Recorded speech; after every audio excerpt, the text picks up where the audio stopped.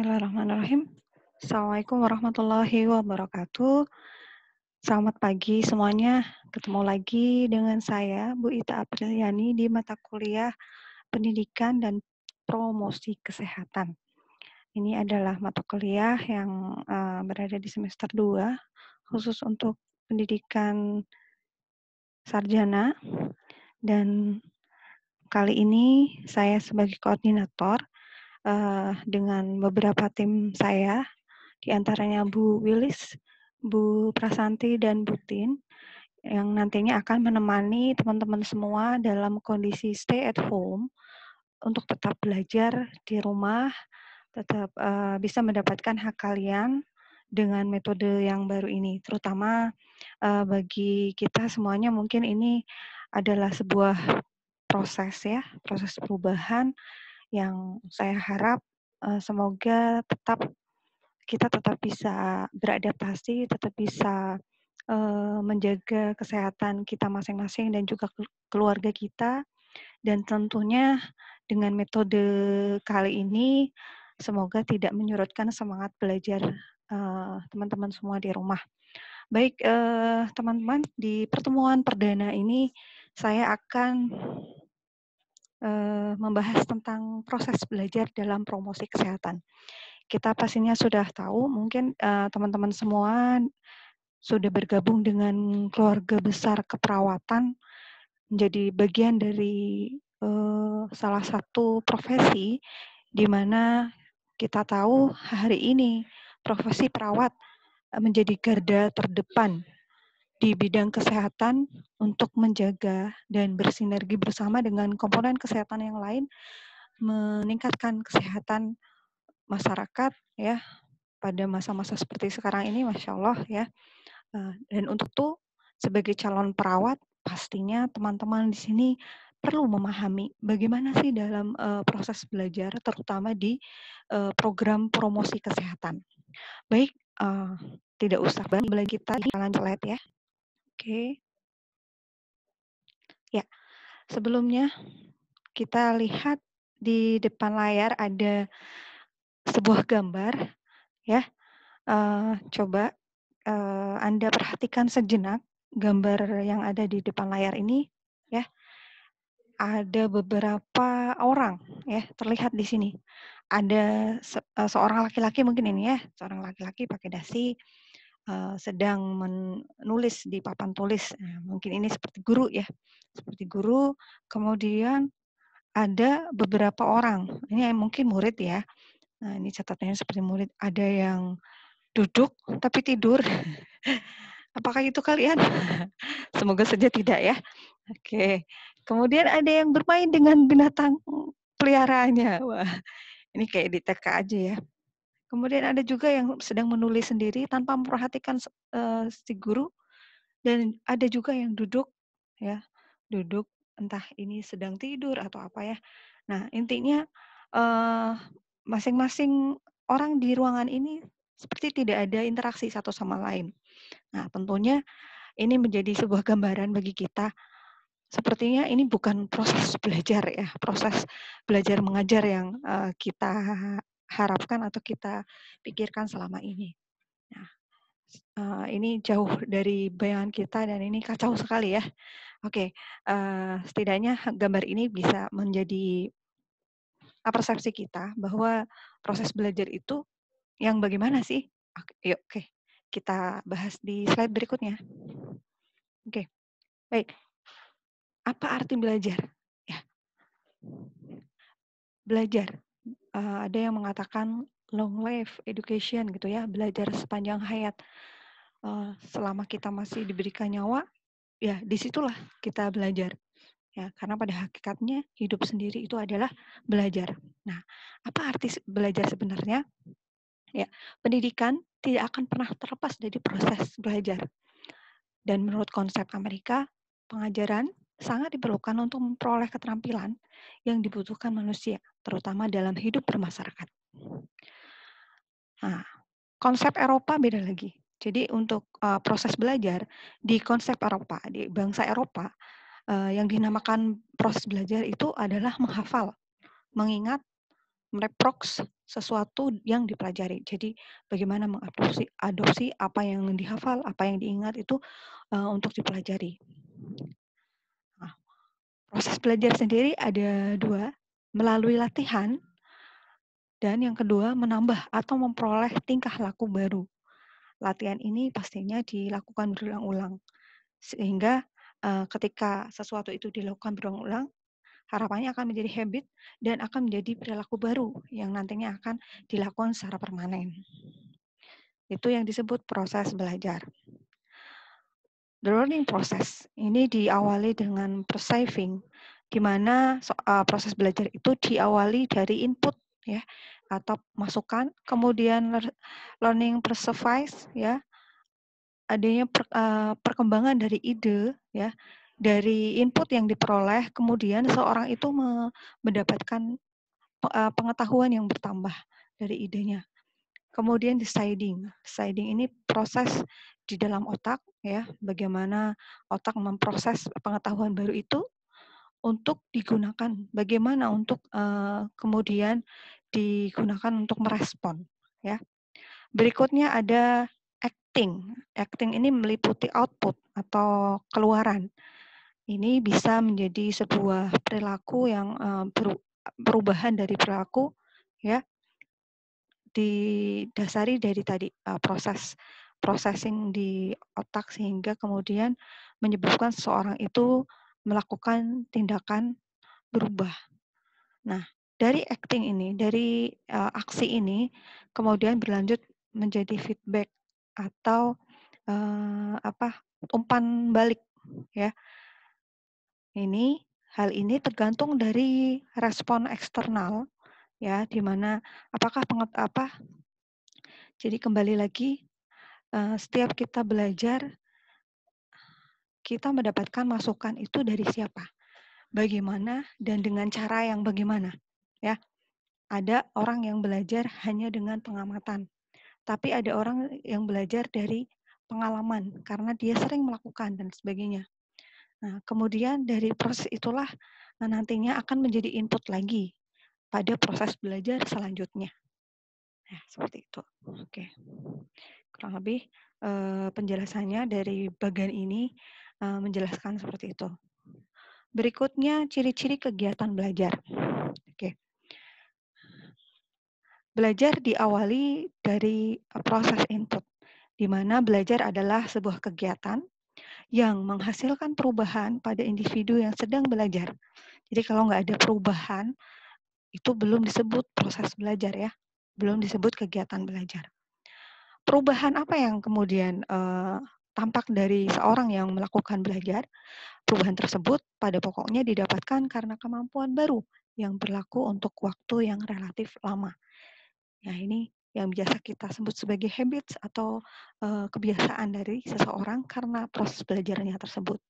Dari habit tersebut terjadilah perubahan-perubahan di mana perubahan ini terjadi karena usaha ya, karena ada kemauan, ada usaha dari seorang tersebut untuk kemudian menjadi sebuah perilaku yang menetap. Nah, ini adalah gambar di mana kita bisa melihat bagaimana seseorang itu melakukan proses belajar. Ada beberapa komponen. Yang pertama identitas, kemudian dari identitas itu ada perhatian.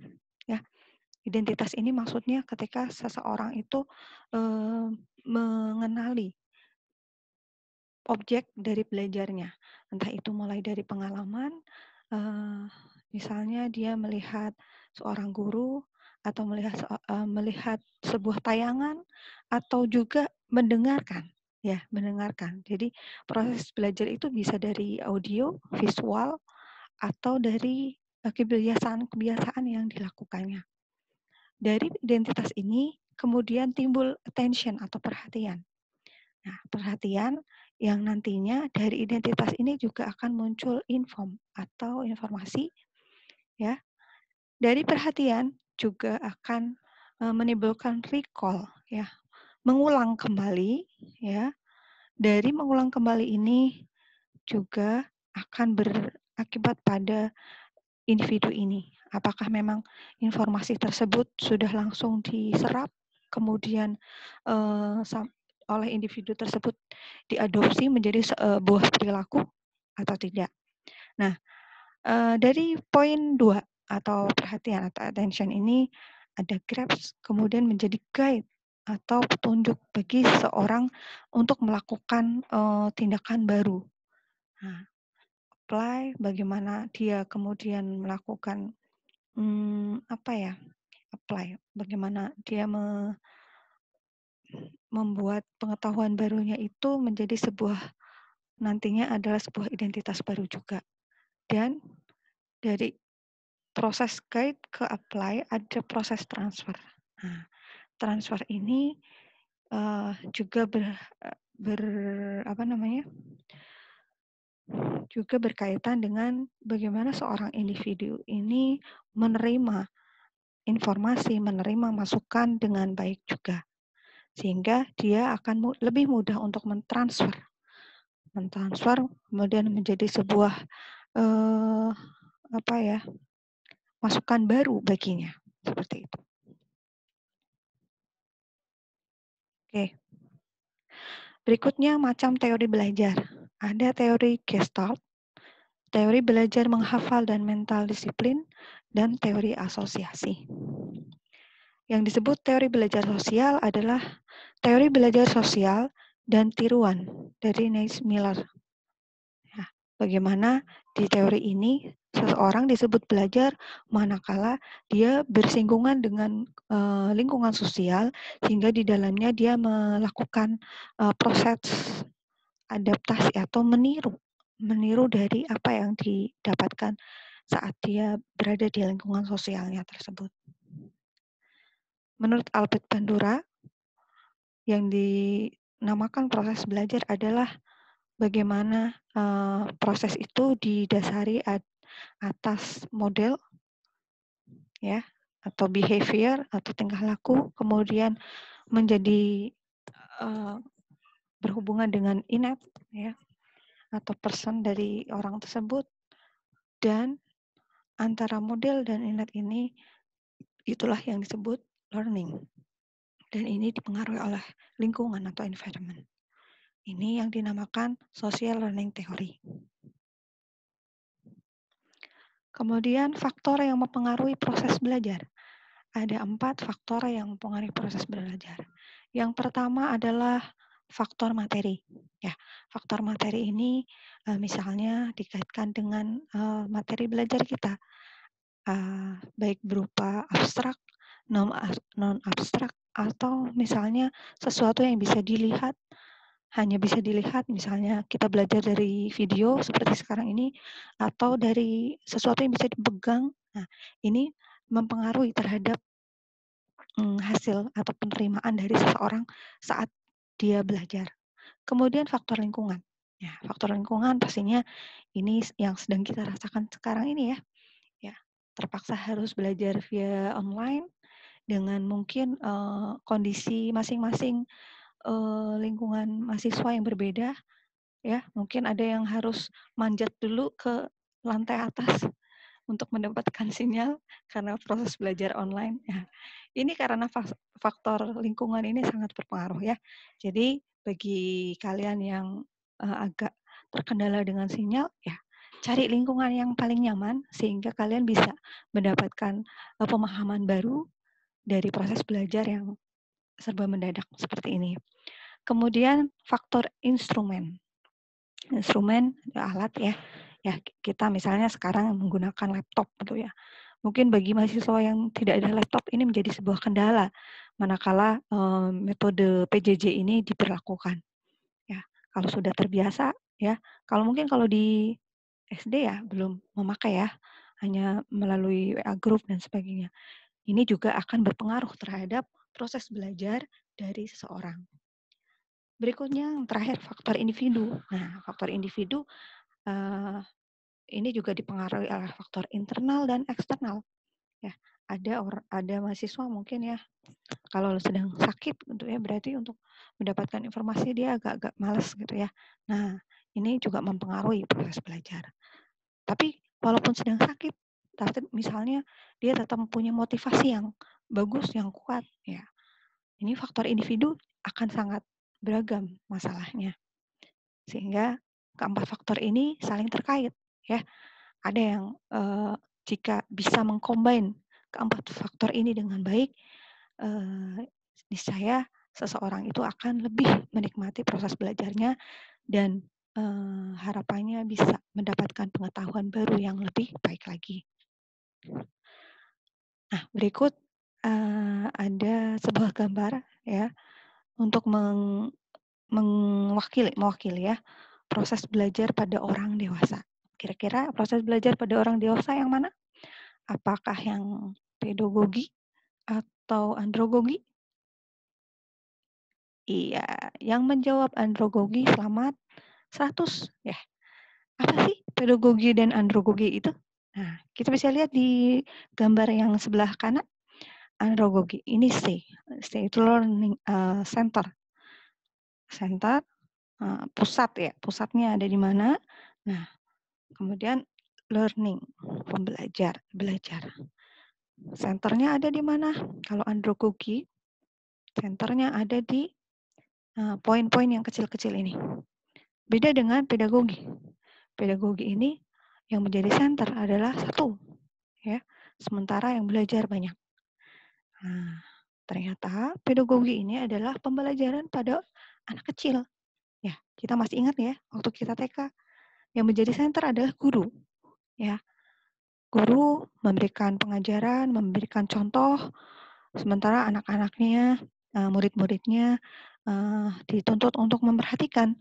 Nah, dari perhatian ini harapannya ada perubahan informasi, ada perubahan perilaku. Di sini sekali lagi yang menjadi senternya adalah guru. Ini pedagogi. Sementara andragogi ini adalah learning center. Ya, seperti sekarang kita sudah mewacanakan skalsa. Artinya guru tidak menjadi center, tetapi sebagai fasilitator atau stimulator aja agar mahasiswa kemudian bisa mengembangkan pembelajaran yang lebih maksimal, ya.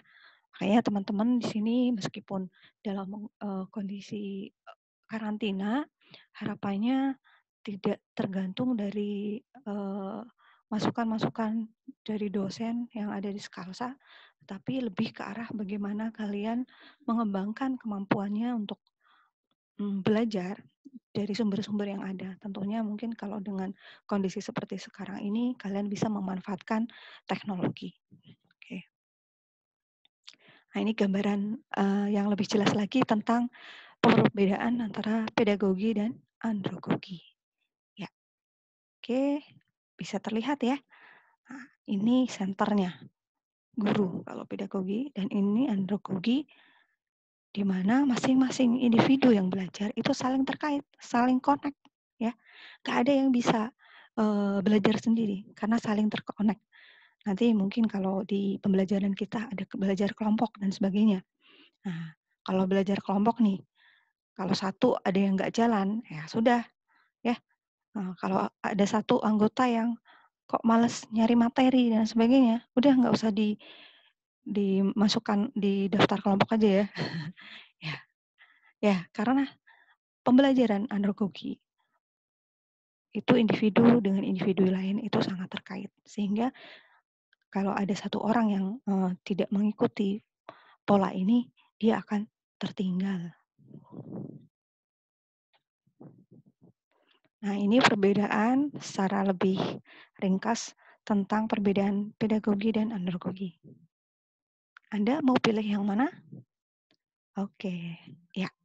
Silahkan pahami bagian ini dan nanti di forum diskusi kita bisa bahas lebih lanjut. Oke. Berikutnya, prinsip dalam belajar. Belajar yang pertama, belajar adalah suatu pengalaman yang terjadi di dalam diri si pelajar yang diaktifkan oleh individu itu sendiri. Ya, pengalaman. Ya, namanya pengalaman berarti sesuatu yang baru dialami oleh seseorang. Dan ini sangat terkait dengan individu itu sendiri. Apakah dia mau benar-benar mau melakukan pengalaman baru ini atau tidak? Ya, makanya ketika ada seorang mahasiswa saat belajar kok ngantuk, kemudian tidak memperhatikan apa yang harus dia pelajari, kemungkinan besar si mahasiswa tersebut belum mampu mengaktifkan dirinya sendiri untuk kemudian mau berproses, mau belajar. Ya. Berikutnya, belajar adalah proses kerjasama dan kolaborasi. Nah, pada masa generasi Z ini, itu kerjasama dan kolaborasi itu menjadi sebuah tuntutan. Tidak ada yang bisa sukses manakala dia tidak bisa bekerja sama, bahkan berkolaborasi dengan orang lain. Karena apa? Semua komponen tidak akan bisa diselesaikan sendiri. Dan ini penting, pemahaman ini penting untuk kita pahami bersama. Ya, tidak ada yang bisa sukses jika hanya belajar sendiri. Oke? Ya, semoga teman-teman paham. Karena pada dasarnya kita sebagai makhluk sosial, apalagi dalam era 4.0 ini, kerjasama menjadi sebuah keniscayaan. Berikutnya, prinsip belajar adalah proses evolusi. Ya, masih ingat ya teori evolusi, perubahan yang terus-menerus sehingga seseorang itu diharapkan bisa atau mampu untuk terus mengikuti perkembangan yang ada. Jika tidak mampu, ya sudah, resikonya dia pasti akan tertinggal. Prinsip berikutnya, belajar adalah suatu konsekuensi dari pengalaman seseorang. Ya, namanya konsekuensi ya. Ada resiko, ada konsekuensi. Jadi ada sesuatu yang kemudian didapatkan dari sebuah pengalaman. Ya. Orang yang tidak pernah jalan-jalan, dia tidak akan pernah tahu bagaimana misalnya, oh ke Gua Lawah atau ke Batu Raden. Ketika ada orang ngobrol tentang Batu Raden misalnya, karena dia tidak pernah ke Batu Raden, dia tidak mendapatkan pengalaman dan pastinya dia juga tidak tahu konsekuensi. Oh, kalau ke sana hawanya dingin, jadi harus pakai jaket misalnya. Nah, itu bagian dari pengalaman. Ketika kita mempunyai pengalaman, kita bisa bercerita pada orang lain. Kemudian belajar adalah proses emosional dan intelektual. Ya, belajar bagaimana seorang ketika belajar dia dituntut untuk misalnya tenang, konsentrasi, kemudian mampu mengembangkan intelektualnya, ya seperti sekarang ini. Nah, ini kita sedang melakukan proses belajar, ya bagaimana harus bersabar menghadapi sinyal yang muncul, hilang muncul, gitu ya. Kemudian intelektualnya, gitu ya, harus mau belajar komputer, nggak gaptek dan sebagainya. Ini yang dinamakan proses belajar. Selanjutnya, belajar bersifat individual dan unik. Ya uniknya, ya pasti ya satu guru, satu komputer. Ada yang bisa menggunakan komputer itu dengan baik, tapi ada juga yang tidak bisa menggunakan komputer itu dengan baik. Nah, ini berarti menunjukkan tidak hanya intelektual yang tadi kita bahas, tapi juga individunya. Oh, ini cepat dalam belajar. Oh, ini agak lelet. Oh, ini pakai RAM berapa ini? Nah, seperti itu ya. Oke. Belajar adalah penemuan diri sendiri. Do you agree? Iya. Saya setuju sekali dengan pendapat ini bahwa ketika kita belajar, sebenarnya kita sedang melakukan pencarian siapa diri kita sendiri. Semakin banyak belajar, semakin kita mengenal diri kita. Semakin kita mengenal diri kita, insya Allah kita akan semakin mengenal siapa yang menciptakan kita. Oke. Ya, berikutnya promosi kesehatan sebagai salah satu proses belajar. Promosi kesehatan merupakan bagian dari dunia kesehatan yang pastinya akan membutuhkan beberapa komponen. Yang pertama, perubahan pada struktur kognitif. Ya, jadi dalam promosi kesehatan ada unsur-unsurnya. Ya, salah satunya perubahan dari cara berpikir seseorang yang tadinya tidak tahu menjadi tahu. Jadi jangan sampai ketika nanti kalian sudah, promkes, sudah, penyuluhan misalnya, ternyata ketika ditanya audiennya, mereka tidak mendapatkan pengetahuan baru apapun. Nah, berarti proses ini ada yang terlewat, ya. Dia harus ada perubahan di kognitifnya. Kemudian perubahan motivasi. Nah, motivasi ini cenderung, menjadi faktor yang dari dalam ya atau internal. Nah, ketika seseorang melakukan promosi kesehatan, ya, mestinya itu menjadi perubahan motivasi. Ya, misalnya sekarang ini, saya masih melihat banyak sekali pengendara motor yang tidak memakai masker ketika keluar. Nah, kemungkinan besar karena mereka sudah mendapatkan promosi kesehatan melalui medsos, tapi mungkin cuek, mungkin belum belum menggunakan struktur kognitifnya ini, karena masih menganggap, "Oh, corona itu ya biasa aja, toh belum ada yang, apa namanya, di lingkungannya belum ada yang kena," dan sebagainya. Nah, ini akan berpengaruh pada motivasinya untuk merubah perilakunya, sehingga dia seenaknya sendiri ya, tidak menggunakan APD dan sebagainya. Oke, berikutnya, pramuka sebagai proses belajar hendaknya menyebabkan perubahan dalam kemampuan mengatur dan mengarahkan otot-otot tubuh, ya. Jadi dengan proses, belajar melalui promosi kesehatan, diharapkan ada kemampuan untuk mengatur dan mengarahkan otot tubuh, ya. Ada kemampuan untuk bagaimana misalnya kalau kita exercise ya, berolahraga dan sebagainya. Karena itu merupakan salah satu, eee, komponen dalam proses, belajar, ya. Bagaimana dia bergerak, bagaimana kemudian dia tidak, diam. Oke. Nah, oke, ini slide terakhir. Semoga apa yang tadi saya sampaikan merupakan sebuah informasi baru dan tentunya dari informasi yang sangat singkat ini saya berharap ada banyak pertanyaan ya, yang nantinya bisa kita lanjutkan di forum diskusi. Oke, dan harapan saya nantinya menjadi ilmu baru yang akan lebih mencerahkan, yang akan lebih menambah pengetahuan kalian sehingga, teman-teman di sini bisa menyiapkan bekal menjadi seorang perawat yang lebih profesional. Terima kasih untuk, perhatiannya. Saya tutup, sampai ketemu lagi di pertemuan berikutnya. Assalamualaikum warahmatullahi wabarakatuh.